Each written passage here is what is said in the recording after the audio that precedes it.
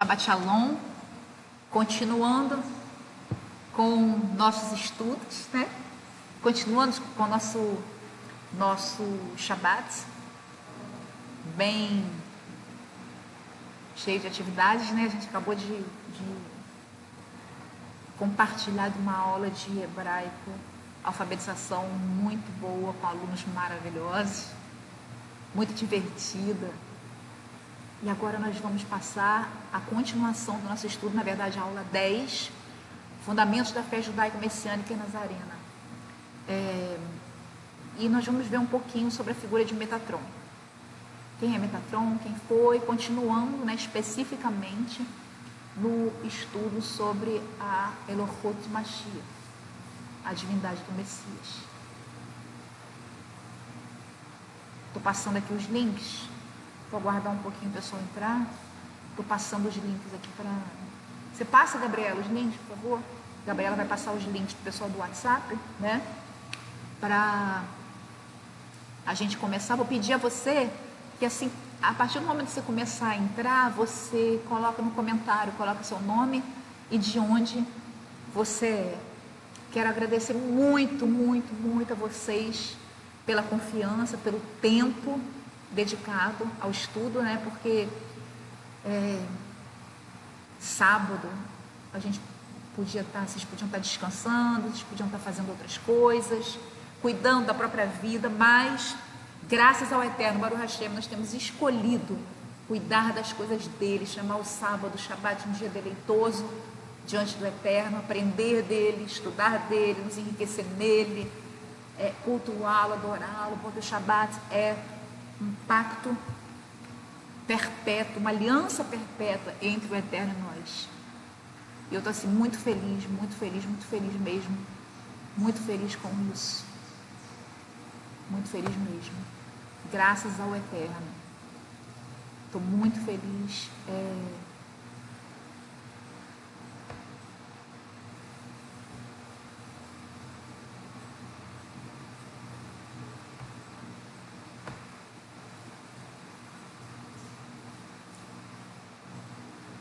Estou checando a imagem aqui, ó, tá muito boa. A gente está com... A tecnologia está melhorando, tá, gente? Estou vendo que tem 2 pessoas aí. Coloca o nome de vocês, por favor, tá?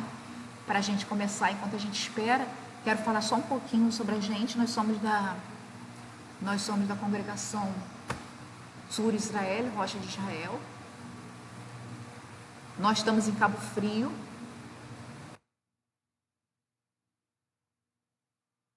Rio de Janeiro. E você é muito bem-vindo para compartilhar conosco os nossos estudos. Apareceu aqui o antivírus, eu não sei por que estou tirando antivírus. Coisas da informática. Né? Mas, lembrando que nós estamos no ADER, nós estamos estudando. Desde que nós começamos o estudo do fundamento da fé judaico-messiânica e nazarena por Mashiach, para a gente entender bem quem é Mashiach, conseguir entender bem quem é Mashiach, se ele é divino, se ele não é divino, se ele é humano. Então nós estudamos o nome dele, nós vimos que o nome de Yeshua é um nome autêntico, né? Nós vimos sobre os outros Yeshua, que muitas vezes não são passados. E aí nós vimos sobre Yeshua, sobre Mashiach ser uma emanação do Eterno, sobre ele ser divino, ele ser uma manifestação do Eterno em Malhut, no mundo material. Nós vimos sobre as provas que se encontram no Tanar, as provas que se encontram no Berit Hadashah. Nós vimos, e nós começamos a ver as provas que se encontram na Kabbalah. Nós vamos ver também, a partir da próxima aula, as provas que se encontram no Talmud. E nós temos nos baseado, né, principalmente em 2 livros. O livro é o livro Judaísmo Nazareno, escrito pelo Rosh Tzadok Ben Derer, que é um livro excelente que eu recomendo a todos, que inclusive a gente tem em PDF. Se você quiser, você coloca o seu... Gabriela vai colocar o link do grupo nos comentários. Você entra no grupo que nós vamos enviar o livro em PDF para você. Você pode adquirir também com um link que a gente pode mandar se você quiser o livro físico, né? Mas que aí é com a equipe do Sadoc. E estou vendo aqui que está o Jefferson, né, de São Paulo, Shalom, a Ângela está aí também. O Gustavo está aí também. Valeu, Gustavo. Bom te ver aí de novo, né? Para mais uma horinha aí de estudo. Shalom. É isso aí, a alma foi alimentada com o hebraico, agora é a hora do espírito, né? Vinícius, Shalom, estou muito feliz com a presença de vocês. Aí acho que eu vou chegar mais para o canto um pouquinho. É para esse canto? É. Regina, Shalom, muito obrigada por estarem aí com a gente, né? Tá me enxergando inteiro? Tá, né? Estou mais para o cantinho aqui por causa da adaptação da tela, né? Então, nós temos visto as provas de que Mashiach, na verdade, é uma manifestação do Eterno, uma emanação do Eterno, uma quenumá do Eterno. E aí, se você quiser pegar, não tiver assistido às aulas passadas, e se você quiser pegar as aulas passadas, você pode entrar em contato com a gente, entra no grupo, que a gente pode te enviar, a gente vai te enviar os PDFs, e a gente vai te enviar os PDFs, e a gente pode te enviar também o PDF de um dos livros nos quais a gente se baseia, o livro principal, que é o excelente livro do Sadoc. A gente está se baseando também no livro que se chama Respondendo a Refutações Judaicas sobre Yeshua, que é um livro muito bom, escrito pelo Dr. Michael Brown, que é sensacional esse livro também, e que elucida muitas questões com bases históricas definidas, autênticas. Não é simplesmente falar, é assim porque os conceitos da época eram assim. Não, é assim porque está em tal livro, de tal origem, escrito por tal autor, de tal autenticidade, de tal época, tudo muito bem fundamentado. Porque nós, como buscadores da verdade, eu creio que todos vocês que estão aí são buscadores da verdade. Nós estamos no judaísmo messiânico, judaísmo de Yeshua, porque nós buscamos a verdade, porque nós queremos ir fundo na verdade, né? Estava até comentando isso com a minha filha, com a Gabriela. Ela estava falando, mãe, mas tantas horas. Eu falei, não tem problema, não tem problema. É muito bom a gente ir fundo naquilo que a gente faz, né? É muito bom a gente ter kavaná, ter foco naquilo que a gente faz, né? E é uma alegria, na verdade, lidar com as coisas do Eterno, poder compartilhar com vocês. Aqui eu estou meramente compartilhando algo que eu recebi de maneira maravilhosa por meio dessa obra sensacional do Sadoc Ben-Derer, que eu recomendo para todo mundo, por causa dessa obra sensacional do Michael Brown, por causa da obra também Messiah, que é muito boa, que não está em português ainda. A gente está conversando para ver se a gente consegue trazer para o português, que são argumentos, provas, evidências de que o Mashiach, na verdade, não era apenas um homem, como os ebionitas acreditam, mas uma emanação do Eterno, que veio em carne ao mundo para expiar nossos pecados, para nos salvar. Depois, quando a gente terminar esse capítulo sobre a Elohut, a divindade de Mashiach, nós vamos passar outros capítulos desse livro, estudando tudo que nós temos que estudar, festas, costumes, a história, para a gente saber exatamente no que a gente acredita, para a gente saber com certeza no que a gente acredita, nos detalhes do que a gente acredita e por que a gente acredita, né? Eu creio que vocês são buscadores de internet, vocês têm visto muita coisa por aí, principalmente vocês têm visto abominação e rejeição a tudo aquilo que é cristão. Vocês têm visto o Berit Hadashah ser questionado em muitas coisas essenciais. Mas quando se faz uma análise mais aprofundada, quando se conhece os processos históricos dos escritos, dos documentos, se entende que nem tudo passou pelo Concílio de Nicéia. O Concílio de Nicéia não pode justificar qualquer inconformidade alegada do Berit Hadashah. Nós temos a Peshita, que não passou pelo Concílio de Nicéia, e aí a gente falou sobre isso nas aulas anteriores, e a gente estava falando dentro da Kabbalah, e é muito importante deixar bem claro isso, eu sempre falo isso. Cabalá pura, Cabalá judaica, Cabalá filtrada pela Torá.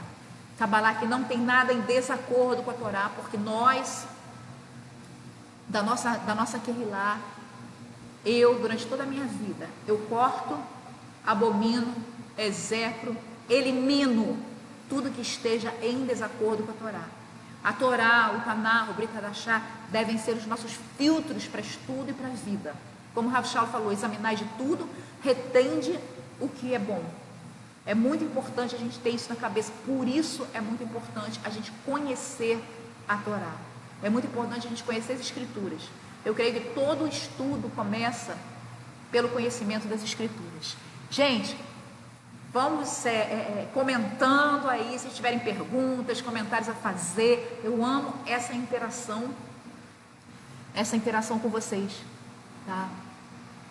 Então vamos lá. Na aula passada nós mencionamos alguns sábios judeus. E eu achei por bem falar um pouquinho sobre eles, para a gente se situar, saber quem eles são, né? Porque o que a gente está estudando agora, gente, é comida pesada. Eu não vou falar vamos dizer que é uma feijoada caché, uma feijoada vegana, né? O pessoal vegano, vegetariano aí, é uma feijoada caché, tá? Não é leitinho, tá? Nós estamos indo fundo nos escritos, nós estamos indo fundo no conhecimento da tradição da mística judaica. E por que isso? Porque nós estamos indo fundo para entendermos exatamente essa questão da Elohut de Mashiach, da divindade de Mashiach, para irmos às provas. E eu contei, tem mais de 100, eu creio que tem mais de 200 provas, na verdade.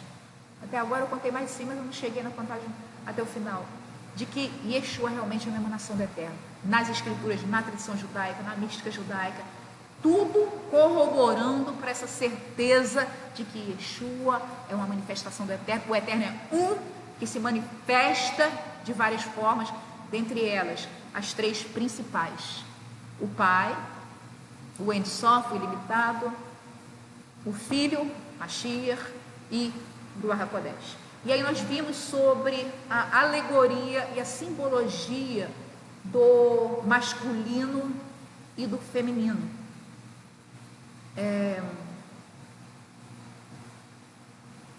Do masculino da mãe, do pai e do filho, sendo Ein Sof, o pai, o Ruach HaKodesh, a mãe, e Mashiach, o filho, dentro da árvore da vida. Nós vimos brevemente o conceito da árvore da vida. Quem quiser, assiste na nossa linha do tempo as aulas passadas e você vai entender mais. Mas foram mencionados, e estão sendo sempre mencionados, alguns autores judeus. E eu queria falar sobre esses 3 que foram os principais mencionados, e mais tarde eu vou falar sobre mais 2, principalmente um que tem um assunto muito interessante sobre a interpretação da Torá. Eleazar ben Kalir, também era conhecido como Eleazar HaKalir. Ele viveu no ano 570 até 640, era um judeu bizantino, profeta hebreu, né? Tinha versos, ele fazia versos, ele era um poeta também, ele fazia versos litúrgicos clássicos, né? Que eram conhecidos como Piyut, e através dos séculos, os seus versos foram cantados durante serviços religiosos. Ele foi um dos primeiros e mais prolíficos, mais produtivos poetas litúrgicos. E ele fez alguns dos estudos também. Outra pessoa muito mencionada e muito importante na história erudita do judaísmo, Gershon Scholem, né? Ele nasceu, ele era um alemão, judeu alemão, né? Viveu de 1897 até 1982. E ele era especialista na mística judaica e foi conhecido como fundador do moderno estudo da Kabbalah. Primeiro professor de misticismo judaico na Universidade Hebraica de Jerusalém. Era Ashkenazi, né? E ele foi muito ligado ao movimento sionista, tem várias obras de Kabbalah, Kabbalah moderna. Tá? E o famoso Rabino Aryeh Kaplan, que viveu de 1934 até 1983. Ele era um rabino ortodoxo americano, muito conhecido, né? Ele era físico também, morreu cedo, né? e era um grande pensador, um grande escritor, traduziu a Torá, escreveu sobre Cabalá e escreveu também de maneira muito simples panfletos, explicações sobre judaísmo com o objetivo de trazer o povo a Techuvá. Foi muito, muito, muito importante no movimento Baal Techuvá. O que é esse movimento Baal Techuvá? A gente ouve nessa palavra Baal, Baal, a gente fica lembrando do ídolo que o Eterno abominava, né? Baal Techuvá. Baal é o seguinte: mestre, senhor. Baal quer dizer senhor em hebraico, tá? Baal Techuvá é o seguinte, é traduzido, né, como mestre, senhor do retorno. Um Baal Techuvá era alguém que estava no erro, que estava longe do judaísmo, que estava numa vida de pecado e que decidia mudar. Fazia Techuvá. E Techuvá é a palavra judaica, eu amo essa palavra, gente. Nós fazemos Techuvá constantemente. Techuvá é a palavra judaica para arrependimento, mas ela tem o sentido de mudança de rumo. Não é só você sentir remorso, é você mudar o rumo da sua vida, mudar a sua vida. Baal Techuvá é isso, é alguém que está mudando o rumo da sua vida, que está se voltando para o eterno, que está buscando acertar com o eterno, ou seja, estava indo para longe do eterno, muda de direção e volta-se para ele, tá? Qualquer pessoa em constante estado de retorno ao seu verdadeiro eu essencial, ou uma alma interior que se conecta ao divino através do aprendizado da Torá e do cumprimento das mitzvot. O Baal Techuvá, ele obviamente vai estudar a Torá, ele vai estudar as escrituras, ele vai praticar os 3 pilares da fé, né? Avodá, Sedaká e Tefilá. Serviço, justiça, e no serviço está o estudo, né? Justiça, caridade, né? Corrigir o mundo, né? E oração. Esse termo é usado hoje quando a maioria dos judeus não observa a tradição judaica, não por culpa própria, mas por causa da sua educação. A observância da Torá está no cerne da alma judaica. Portanto, assim que o judeu começa a adotar um estilo de vida de acordo com a Torá, ele se torna um Baal Techuvá. Quantos de nós, eu sou uma, vocês são também, né? Eu sou uma Baalat Techuvá. Se você é homem, você é um Baal Techuvá. Eu sou uma Baalat Techuvá. Eu estou retornando para o eterno, eu estou fazendo a minha Techuvá, estou buscando, como eu creio com muita alegria que todos vocês que estão me assistindo, né? Então, mas apenas aquele que estava longe e que está se voltando, se convertendo, se reconvertendo, não, todos nós somos Baalei Techuvá. Todos nós estamos fazendo Techuvá. A cada dia, por mais consagrados que nós sejamos, por mais piedosos, nós sempre temos algo a corrigir. Esse é um entendimento dos nossos sábios. O momento de Techuvá e boas ações nesse mundo contém mais beleza do que toda a vida no mundo vindouro. É muito interessante isso, né? Essa visão de que um ato de bondade, uma mitzvah, contém toda a vida.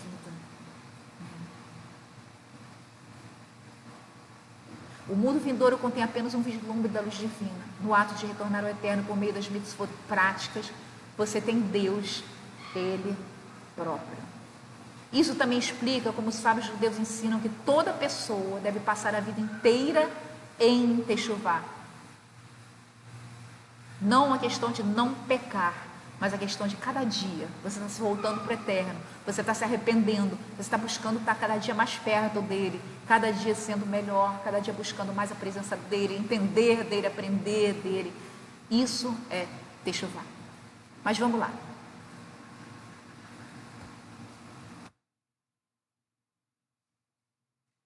Quem é Metatron? Obrigada. Gabi acendeu a luz. Quem é Metatron?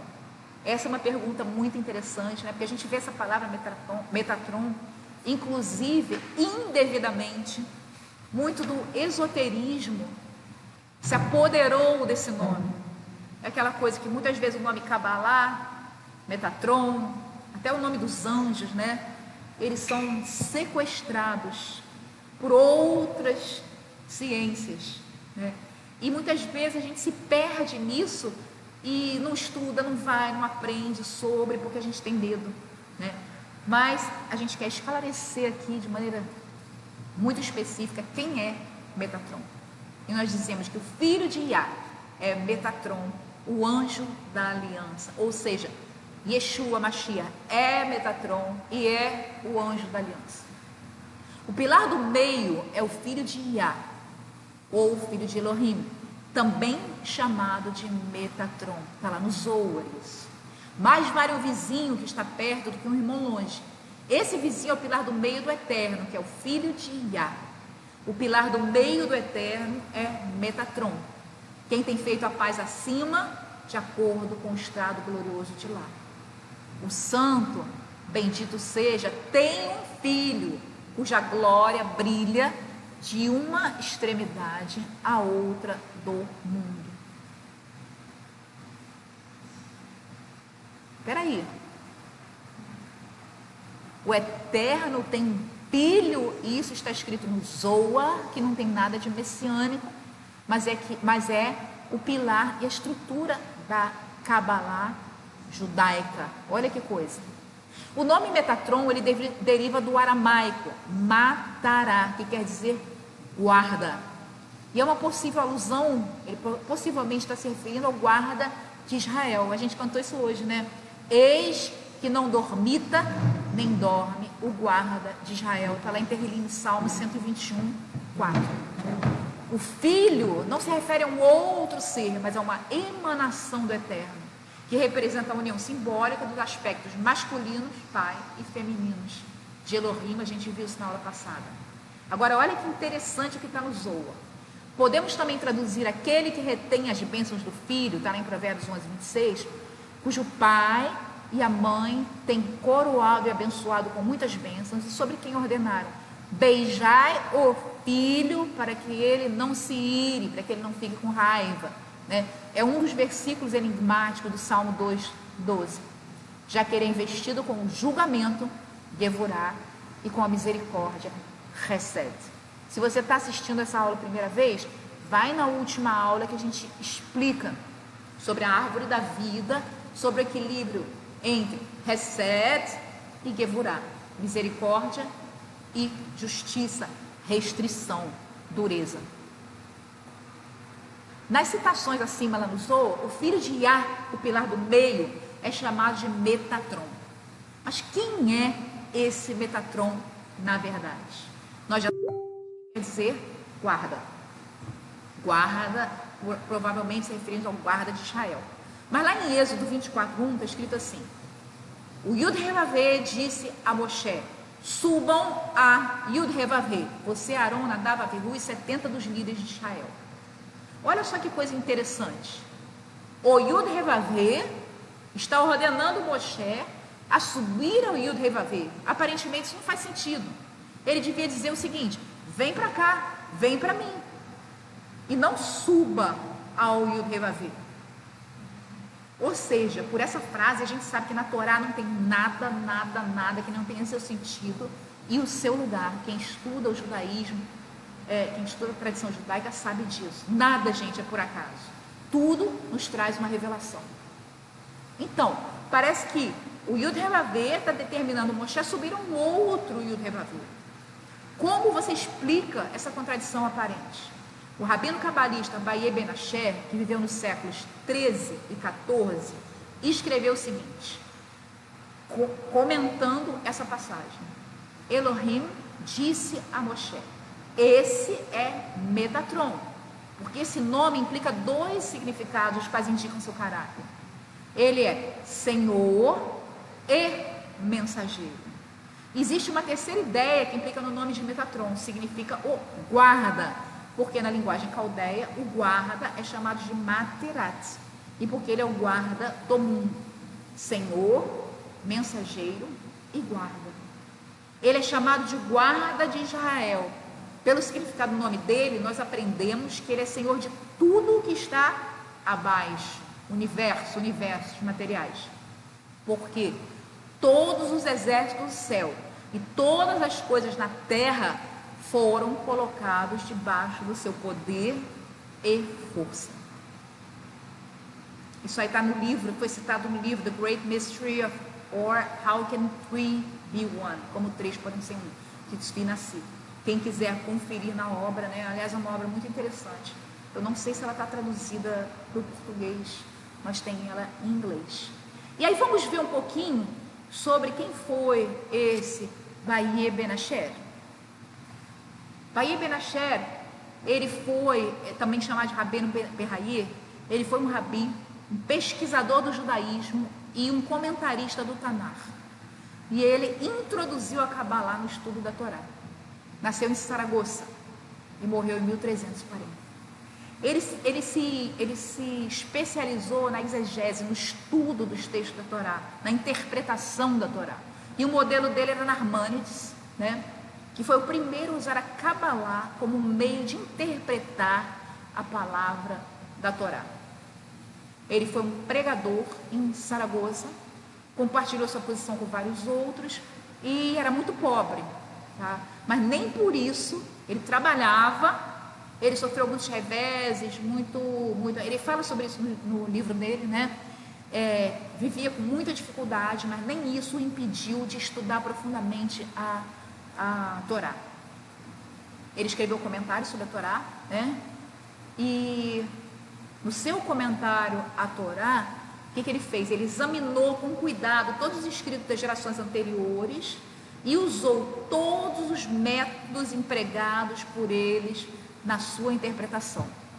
E foi o primeiro a construir o comentário da Torá sobre os 4 princípios denotados pelo sistema Pardes.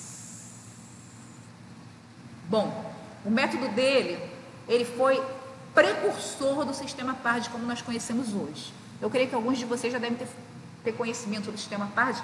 Eu tenho mencionado isso aqui de vez em quando, mas eu estava doida para falar sobre esse sistema Pardes, porque, na verdade, ele alegoriza, ele categoriza, ele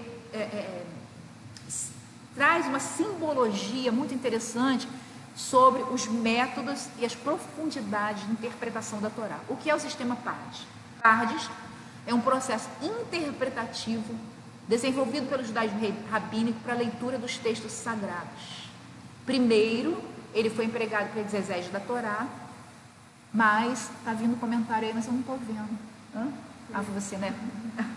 Mas, depois ele foi estendido a outros escritos bíblicos e outros escritos talmúdicos. Na verdade, você pode utilizá-lo na interpretação de qualquer coisa, né? O Talmud é o quê? O Talmud é a compilação de várias camadas de discussões e comentários à Torá, né? Talmud é uma enciclopédia, na verdade, de comentários à Torá, que usa muito esse sistema Pardes. Isso é muito importante para você que quer estudar a Torá, que estuda a Torá. É importante você entender que você pode ler e interpretar Torá, Taná, Brit Hadashah em 4 níveis principais. Quais são esses 4 níveis? Peshat, que quer dizer esparramado, aberto, tá? E o Peshat é o nível mais simples. É o relato histórico, é o relato óbvio, literal. Como, por exemplo, a Parashá de hoje, né? O que aconteceu na Parashá de hoje? Sara morreu, Abraham foi comprar um túmulo para ela, né? Não quis receber de graça, foi comprar. Depois ele envia o seu servo para procurar uma noiva. O servo encontra Rivka, Rivka volta para casa, Isaac se casa, Abraham morre, se casa de novo, toma 2 concubinas e morre e é enterrado na mesma gruta que Sara foi enterrada. Isso é o nível Peshat, é o nível óbvio, literal. Mas apesar disso, ele leva em consideração as figuras de linguagem, o pensamento facilmente reconhecíveis pelo leitor. Existem preocupações da forma, tá? Etimologia, formação de palavras e a gramática. Mas você pensa no nível literal. Você conhece a Torá em nível literal. O que aconteceu com o povo de Israel? Qual a história do povo de Israel? Aí a gente vai um pouquinho mais fundo, que é o remetz, que quer dizer sugestão ou alusão. É o nível sugestivo. Aí eles exigem uma exposição ampliada do sentido literal, interpretações alegóricas, simbólicas, né? Enfocando desde uma só letra, palavra ou trecho. Por exemplo, você tira uma frase ali e em cima dessa frase você vai colocar uma interpretação. E depois nós temos um nível mais profundo ainda, que é o drash, que é o nível de investigação, né? Nível demandado, exigido, que é um método midrástico. O que quer dizer um método midrástico? Um método de comentário à Torá, por comparação, ocorrências, deduções de acordo com os comentários, de acordo com as características e qualidades do Eterno, regras hermenêuticas, né? As 7 regras de Léo, as 13 regras de Ismael Ben Elias, as 32 regras de Rabino Eliezer Ben Yosef. Isso aqui, essas regras você encontra no Sidur. A gente vai falar sobre elas alguma vez, entendeu? Alguma vez. São as regras que você usa para comentar e interpretar a Torá.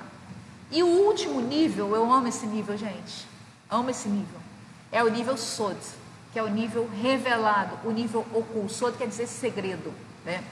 É a interpretação mística, revelada. Nesse nível você usa a gematria para concatenar palavras, né?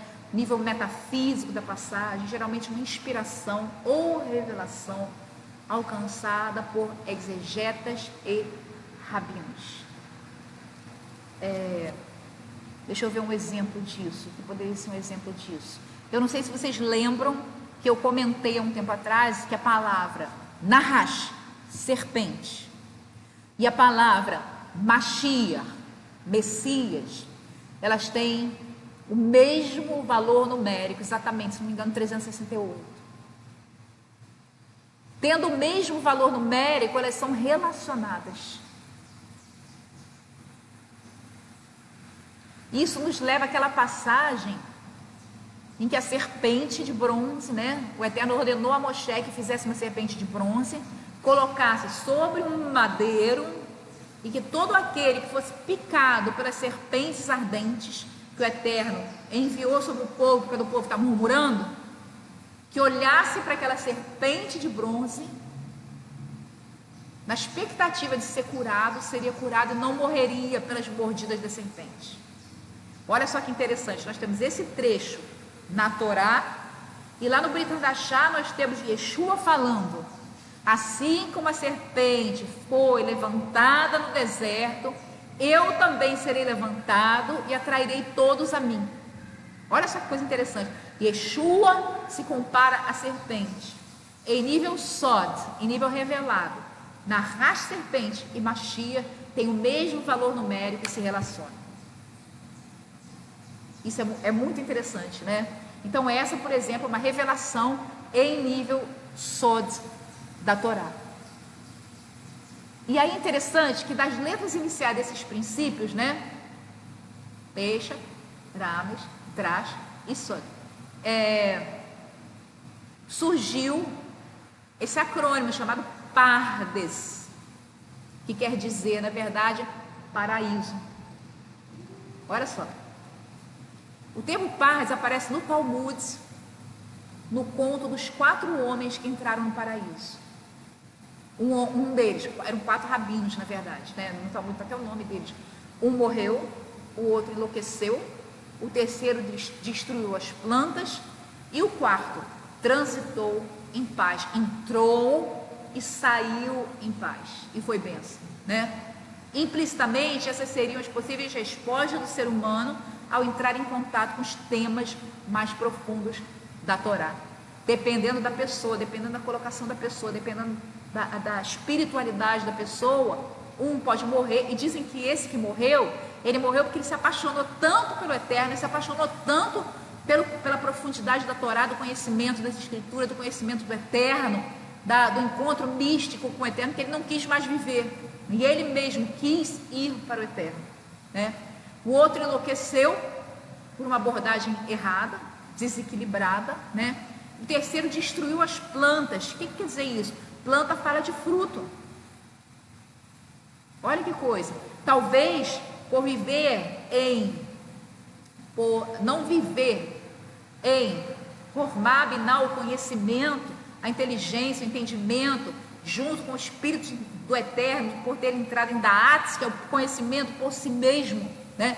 O conhecimento pelo poder do conhecimento, talvez ele tenha destruído os seus discípulos. E o quarto, ele fez a coisa da forma certa, ele penetrou profundamente nos estudos, no conhecimento da forma certa, entrou e saiu do paraíso. É muito interessante, né? Isso é muito, muito, muito interessante. Então, lembrando do sistema Pardes, 4 níveis de interpretação da Torá. E o Rabino Menahem Rekanat, ele também é mencionado aqui, né? Foi um outro famoso estudioso da Kabbalah, tá? E ele comentou a passagem em Shemot 24:1 da seguinte forma: o grande, está lá no livro dele, Shemot, né? O comentário é Shemot. O grande e exaltado Elohim está falando para Moshe. Ele diz que ele deveria subir a Yud-Heh-Vaveh, que é Metatron, que várias vezes é chamado pelo nome de Elohim, aludido como Shekhinah, a glória do Senhor. E a razão pela qual ele diz suba é como se estivesse dizendo: ascenda para o lugar de glória, onde está o anjo, o Redentor, porque ninguém pode ir até o grande Elohim, pois nenhum homem poderá olhar para mim e permanecer vivo, como está escrito lá em Êxodo 33:20. Muito interessante isso, né? Então ele comparando, né, Metatron, Elohim, a Shekhinah, ao Redentor. Então temos que o filho de Yah é Metatron, está lá no Zohar, que é o próprio Yud-Heh-Vaveh se manifestando aos homens. E nós vimos na outra aula sobre a face grande e a face pequena do Eterno. Ou seja, a face pequena do Eterno é aquela que se revela e se manifesta aos homens. A face grande representa tudo aqui, gente, isso é alegórico, simbólico, tá?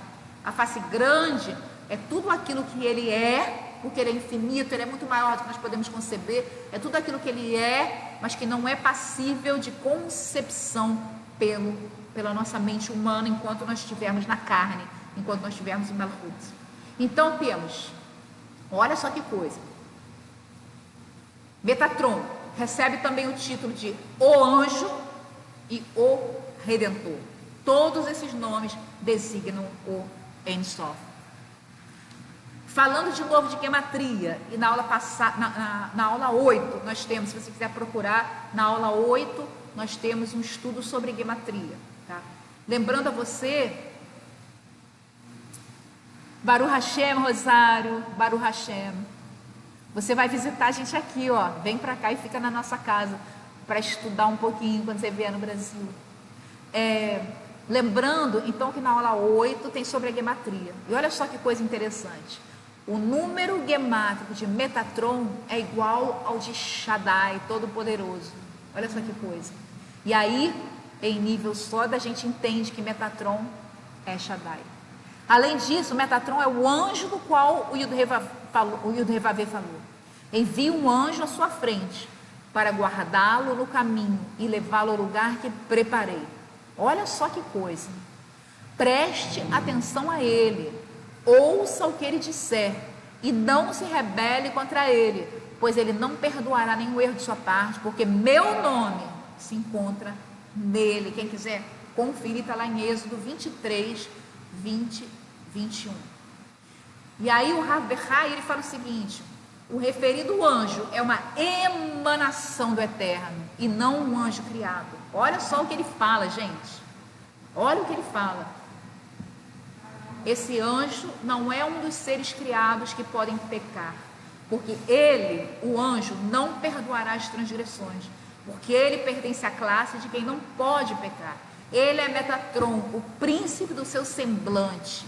Ele, o anjo, é o meu único amado. Olha só que coisa, gente.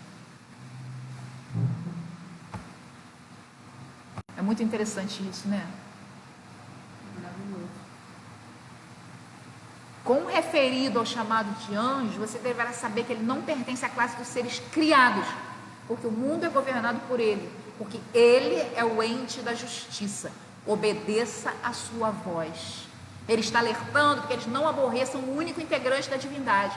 Entretanto, imediatamente ele acrescenta: não o provoquem. Essas palavras os nossos rabinos explicaram: não me provoque nele, porém tenho em mente que todos são um, e todos eles são o memorável, o único e um Elohim, que não pode ser dividido. Parece um mistério, né? E aqui eu queria fazer um parênteses, é interessante, eu estava até conversando com a Gabriela outro dia, que a grande maravilha não é no fato de Mashiach não ter pecado. A grande maravilha da salvação não está no fato de quem veio nos salvar não ter pecado. Não foi um homem conseguir não pecar. É o mérito dos homens. Esse pensamento sofista de que a grande maravilha é um homem ter conseguido viver toda a sua vida sem pecar e por isso ter podido expiar por todos, é uma linha de pensamento errada. O grande mérito é que aquele que é divino, aquele que não tinha que estar aqui, aquele que não tinha que expiar nada, ele se fez carne por amor de nós. Não era a missão dele, não era a função dele, mas por amor e misericórdia. Ele se contraiu, ele se colocou num corpo humano e ele morreu pelos nossos pecados. Essa é a grande maravilha, esse é o sentido profundo da expiação e da salvação.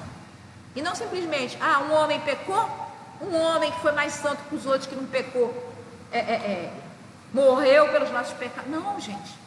Esse pensamento é um pensamento totalmente sofista. Ele exclui o eterno do processo de salvação. Quando o eterno, o tempo todo, ele nos fala através de toda a Torá, através de todo o Taná: eu lutarei as suas lutas, eu estarei contigo nos seus problemas. Será que aquele que o tempo todo fala ao povo de Israel, o tempo todo nos fala através dos profetas, que estará conosco nos nossos caminhos? Hoje mesmo a gente viu isso. Abraham falando com Eliezer: o anjo do eterno irá diante de ti. Será que esse que nos promete estar conosco em todos os caminhos, em todas as lutas, em todas as guerras, simplesmente se isentaria da nossa luta, da nossa batalha pela nossa salvação? Não. Vamos tomar cuidado com os sofismas apologéticos. Vamos lá. O Rabino Moshe Ben Nachman, um grande rabino, comenta: Shemot, da mesma forma, de acordo com a verdade, esse anjo prometido aqui, o anjo, o Redentor, no qual está o grande nome, porque no Senhor e o Dervavê está uma força eterna, a rocha das eras. Ele é o mesmo que disse: eu sou o Elohim de Betel. Ele falou isso lá em Gênesis 31:13. As escrituras o chamam de anjo porque ele é embaixador, e nós aprendemos que o mundo é governado através dele. Gente, isso aqui, nada cristão está sendo citado, nada messiânico está sendo citado, nada nazareno está sendo citado. São escritos judaicos. É muito importante nós lembrarmos que no primeiro encontro de Moshe com o Eterno, quem se revelou na sarça ardente, está lá em Êxodo 3:2, foi o anjo do Eterno. Mas esse anjo é citado como sendo o próprio Eterno, logo depois, em Êxodo 3:4. Então, nós vemos a revelação seguinte: o anjo do Eterno é o Eterno, em dois lugares, um depois do outro, na própria Torá. O Eterno está sendo definido, o Yud-Hevavê está sendo definido como o anjo do Yud-Hevavê e o Yud-Hevavê, e não como um anjo criado. Essa não é apenas a nossa conclusão, ou a conclusão de Sadoc, não. Essa é a conclusão de rabinos como Moshe Ben Nachman e com o Rabino Bechara. E é muito importante a gente entender isso. Homens que passaram a vida debruçados na Torá, estudando, interpretando profundamente a Torá. Judeus não messiânicos, que se debruçaram e se aprofundaram nisso. Algum comentário aí? Deixa eu ver se alguém quiser comentar alguma coisa. Ortodoxos dizem que qualquer um pode ser o Messias. Acho que eles querem de alguma maneira colocar o Messias como inferior, como mero mortal. Uma coisa muito importante que eu vejo no Brasil, principalmente, existe um erro etimológico da palavra ortodoxa. Se você rolar bem para baixo a nossa página, eu vou até colocar de novo, vou colocar no grupo também. A gente muitas vezes fala judeu ortodoxo quando a gente quer falar judeu não messiânico. E na verdade a palavra ortodoxo, né, ela define uma linha do judaísmo. O judaísmo tem 3 linhas principais, é muito importante a gente entender isso. É muito importante para a gente não ser levado erroneamente a caminhos de morte, a caminhos errados. Principalmente quem saiu da igreja evangélica, está conhecendo o judaísmo, está fazendo techuvá. E eu vou falar para vocês, eu estou nisso há 22 anos, vai fazer 23 anos agora. Eu estou nesse caminho do judaísmo de Yeshua. E eu tenho visto isso muito, principalmente no Brasil. Quem está lá fora é bem claro, é uma questão de referencial. Judeu ortodoxo é o judeu pertencente a uma linha do judaísmo que compõe apenas, no máximo, 15% de todos os judeus religiosos. Não é de todos os judeus, não. Você tem judeus, né? Tá dando para ver aí. Você tem judeus religiosos. Dentre os judeus religiosos, você tem a linha ortodoxa. Porque dentre os judeus religiosos, você tem os reformistas, com as suas nuances, né? Os conservadores, Massorti, com as suas nuances, e os ortodoxos. Então, ortodoxo não é judeu que não crê que Yeshua é Mashiach. Eu costumo chamar eles de judeu tradicional ou de judeu não crente em Yeshua. Então, é muito importante a gente ter bem clara na nossa cabeça essa nomenclatura, né? Eu acho que aqui no seu caso, você está falando... Agora, o que acontece? O judeu reformista, ele é muito mais acolhedor, ele crê que todos podem ser incorporados pelo judaísmo, ele não tem uma visão segregadora, mas ele tem algumas liberalidades, por exemplo, casamento misto, ele aceita casamento, a maioria das linhas, né? Aceita casamento homossexual, ele é mais universal. O conservador, que é a nossa linha, né, da nossa congregação, ele crê na Torá, ele segue a Torá, mas ele se despe de muitas das tradições. Nós somos conservadores de Yeshua, ou seja, messiânicos ou nazarenos, né? Um dia eu vou entrar nessa questão, mas o que acontece? Os conservadores, eles acreditam na Torá, eles acreditam que a gente deve seguir a Torá, mas eles não se sobrecarregam, se lotam com tanta tradição, tantos usos e costumes, tanta periferia.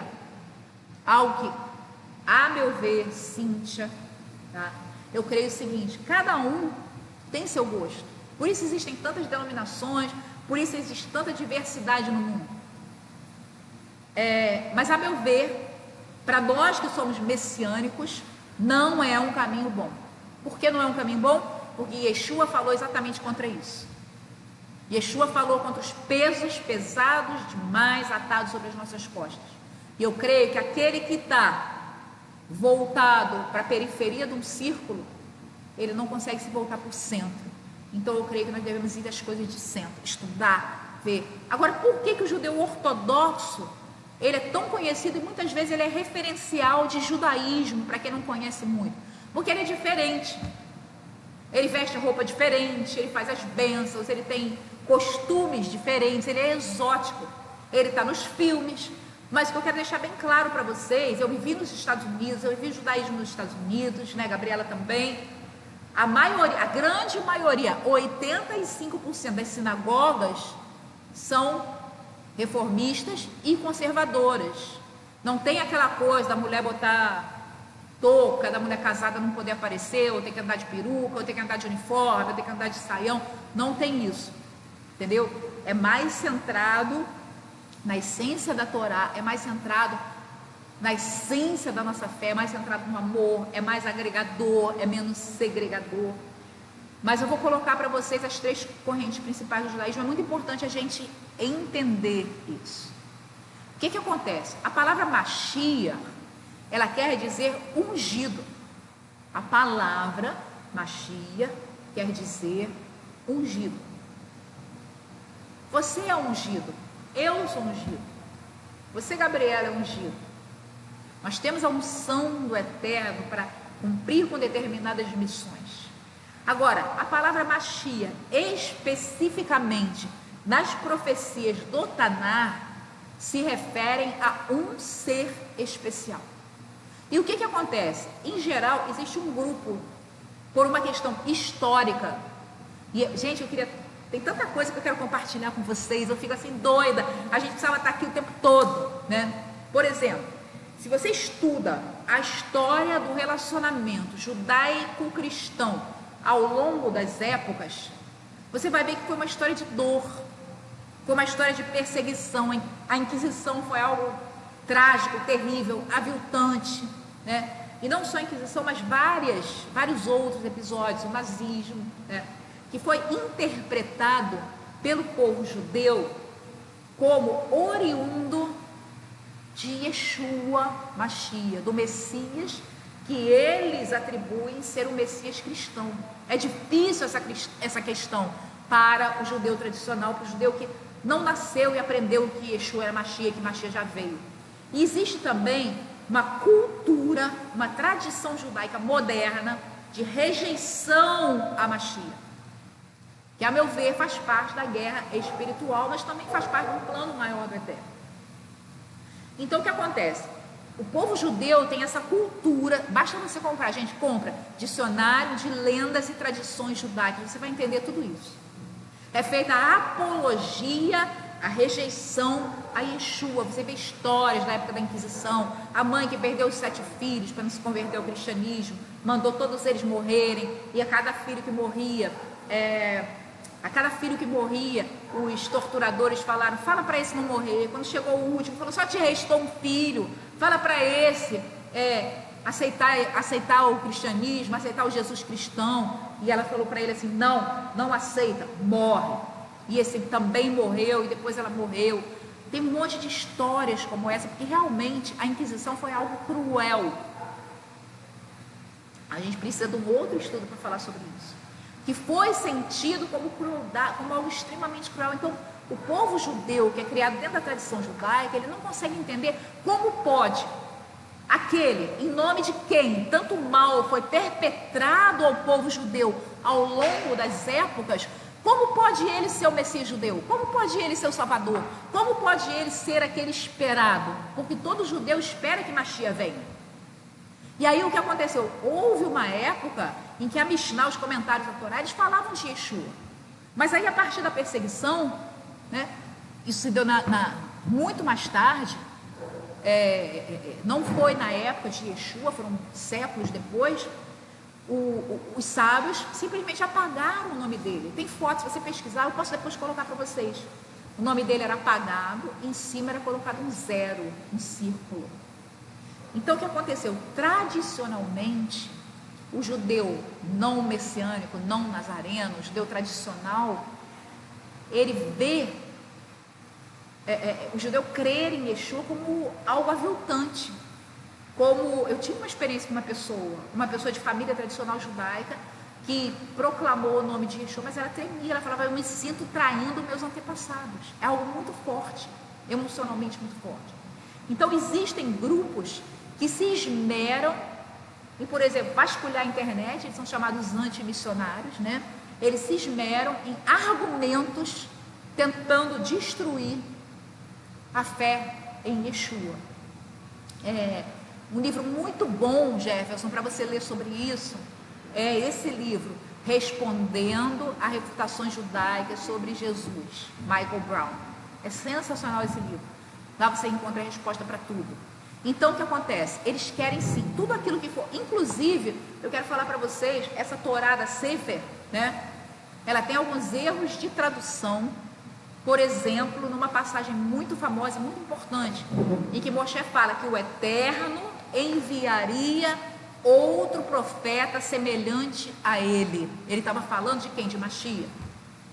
No hebraico, na própria Torá da Sefer, está escrito exatamente isso.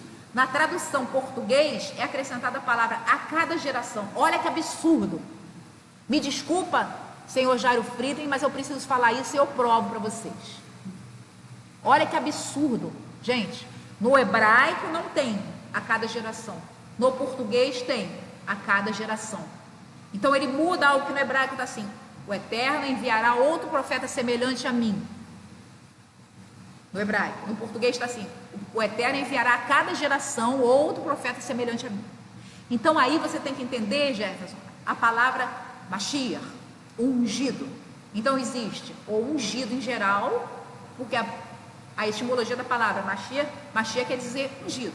E o Mashiach, em letra grande, como está lá no livro de Daniel, que fala assim: e será cortado o ungido, e depois que o ungido for morto, cortado, o templo será destruído. E eu conheço muitos judeus tradicionais que passaram a acreditar que Yeshua é Mashiach quando eles leram essa passagem de Daniel. Por quê? A passagem de Daniel é bem clara: Mashiach ben Yosef deveria morrer antes da queda do segundo templo, que era o templo à época que Daniel estava vivo. Então não tem outro: ou o Eterno é mentiroso, ou Mashiach ben Yosef já veio. Não tem como. Qualquer pessoa que consegue raciocinar com um pouquinho de lógica vai entender isso. Mashiach ben Yosef, ou seja, o Messias, filho de José, o servo sofredor, já veio e foi morto antes da queda do segundo templo. O Mashiach com letra grande. Então, na verdade, existe sim dia e noite, e a gente não tem que ficar com raiva deles, não tem que ficar injuriado com eles. Por quê? Eu falo muito isso. Vocês sabem que eu sou psicanalista. A questão do referencial e a questão da figura e fundo são questões essenciais para a nossa mente. Referencial. Qual é o referencial que você tem? Uma pessoa que nasceu dentro do judaísmo, cresceu dentro do judaísmo, ouvindo falar, tá, que Jesus é o algoz do povo judeu, que por causa dele todo esse mal foi perpetrado. Está lá no subconsciente, gente. A coisa mais difícil é você tirar isso do subconsciente da pessoa. Eu creio que é só por uma ação sobrenatural do Eterno. Tenho tido algumas experiências. Por exemplo, o Rav Yehuda Judá Benhaim, né? Yehuda Benhaim, uma pessoa muito querida, mora lá em Israel, foi nosso orientador durante um tempo. Ele fala, certeza que Yeshua é o Salvador, certeza que Yeshua é divino. Ele fala o seguinte: me falaram de Yeshua durante 8 anos da minha vida e eu não aceitava, e aí depois eu passei a aceitar. 8 anos, gente. Uma pessoa falando insistentemente com ele que Yeshua era Mashiach ben Yosef. Então é muito difícil, porque a gente carrega nas nossas emoções bloqueios que se transformam em bloqueios mentais, intelectuais, espirituais, emocionais. É toda uma parafernália intelectual, emocional, espiritual, exatamente, figura e fundo, entendeu? O foco está onde? Não, todo esse mal foi perpetrado por causa de Yeshua. Não se vai. Quantos judeus você conhece que foram ler os evangelhos? Eles têm pavor. Inclusive, alguns rabinos disseram o seguinte: a Kabbalah não pode ser estudada por todos, porque a Kabbalah leva a Yeshua. A Torá não pode ser interpretada por todos, porque tem coisas ali, o Tanar, que podem levar à crença que Yeshua é Mashiach. Então vamos cercar, para que não acreditem. Entendeu? Mas o que? Nós temos que orar muito para que a verdade seja revelada, porque eles são amados, eles são povo do Eterno, eles são maravilhosos. Eu tenho grandes amigos. Tem uma pessoa que frequenta aqui a nossa congregação há 13 anos, que é uma das minhas melhores amigas, minha irmã do coração. Até hoje ela não acredita, mas eu amo de coração. Já falei, a hora que o Eterno quiser, Ele vai revelar, e eu creio que Ele vai revelar. Mas é muito importante a gente entender qual é a origem desse tipo de crença, desse tipo de comportamento. Então, o que acontece? No judaísmo tradicional, que em geral, por uma questão histórica tradicional, é aversa a Yeshua, tudo é argumento. E aí a gente vê muitos sofismas, como esse que você falou. Qualquer um pode ser Mashiach. Quando na verdade o próprio Yeshua, quando esteve em carne, aqui falou o contrário. Ele não era apenas um homem. Pai, eu quero que eles vejam a glória que eu tinha contigo antes de vir ao mundo. E você acreditar em algo diferente, acreditar que ele era apenas um homem, é torná-lo mentiroso. E tem um estudo muito bom que eu queria recomendar do Tzadok Ben-Derer, falando sobre a autenticidade do Berit Hadashah. E esse estudo prova por A mais B, citando documentos, citando datas, autores, história, que o Berit Hadashah, ele é autêntico em toda a sua estrutura. Tem alguns poucos pontos periféricos que foram mudados, mas em toda a sua estrutura ele é autêntico.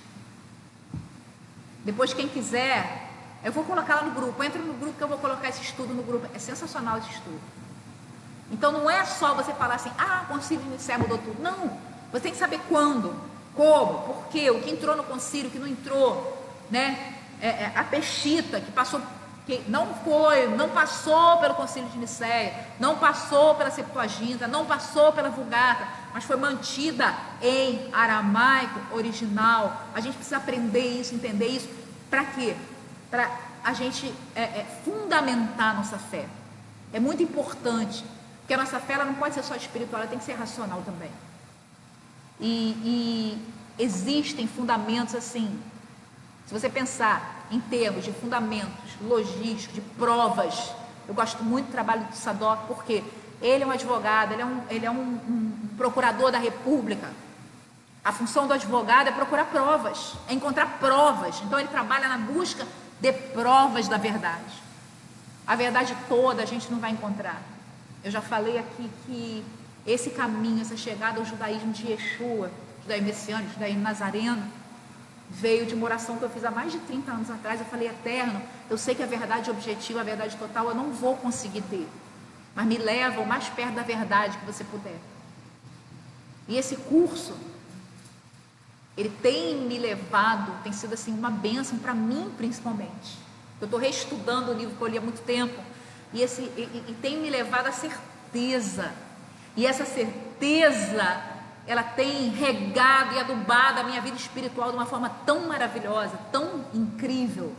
E quando eu entendi que na verdade não é um homem, simplesmente um homem, que conseguiu ser mais santo que os outros, conseguiu passar pela vida sem pecar e aí morreu e salvou todo mundo, não, é o próprio Eterno que se derramou em nós, que adentrou a história, se manifestou através de Yeshua, chamado alegoricamente seu filho, para que nós entendêssemos, para que o povo da época entendesse, e morreu por nós, passou por tudo aquilo por nós, para que nós tivéssemos acesso direto a Ele.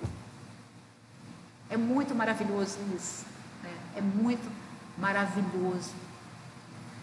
Gente, eu vou parar por aqui, já tem mais de 1 hora de aula, eu não quero sobrecarregar vocês. Semana que vem a gente vai continuar, né, nessa questão de quem é Metatron, quem é o anjo do Eterno, quem é a Shekhinah do Eterno, e por A mais B, acompanha com a gente.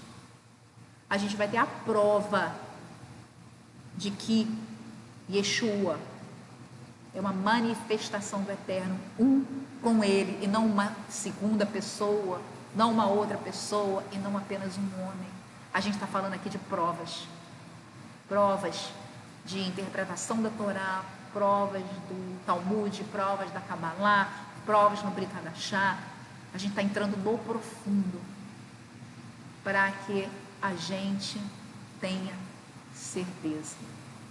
Jefferson está falando aqui que alguns só observam as leis de Moshe e excluem salmos e profetas, são os caraítas, né? É uma linha do judaísmo que vai nas coisas essenciais. repete o nome do livro. Eu vou repetir o nome do livro, inclusive eu vou botar lá no grupo para vocês o nome dos 3 livros nos quais a gente se baseia para esse curso, mas assim, 90%, 99% eu diria, é no livro como é que é? Judaísmo Nazareno. Judaísmo Nazareno de Sadok Ben-Derer, tá? E o outro livro que tem me ajudado muito é o livro Respondendo a Refutações Judaicas sobre Yeshua. Ai, que bom! Olha, esse é o maior elogio que você pode me fazer, Jefferson. É isso, eita, parece que acabou de começar. É o maior elogio. Bom, eu não quero cansar vocês. Por mim, eu ficava aqui, ó, até amanhã. Até amanhã falando e estudando com vocês, porque quem está aprendendo mais do que todo mundo sou eu, né? Mas o Shabat já vai terminando. E eu quero agradecer muito a vocês por terem estado comigo aqui durante esse tempo. Coloquem embaixo, se vocês quiserem que a aula passe a ser de novo 1h30, eu também posso fazer, tá? Como vocês preferirem. A gente optou por diminuir para 1 hora, para não ficar muito pesado. Alguns de vocês, né, Gustavo, fazem o hebraico também, mas aí aos poucos a gente vai caminhando para um conhecimento mais aprofundado do eterno, do que é o judaísmo messiânico, o judaísmo nazareno. Quero agradecer muito, muito a vocês por estarem com a gente. Vinícius, Rosário, lá da Europa, né, que tem nos acompanhado. Você é muito amada, Rosário, muito obrigada pelo seu carinho, tá? Jefferson, Gustavo, que eu conheci pessoalmente não, né, mas eu te vi hoje, pude interagir, né? Jefferson, Ângela, né? A Rayá está sempre aí com a gente, Valéria, muito obrigado a todos vocês pela atenção.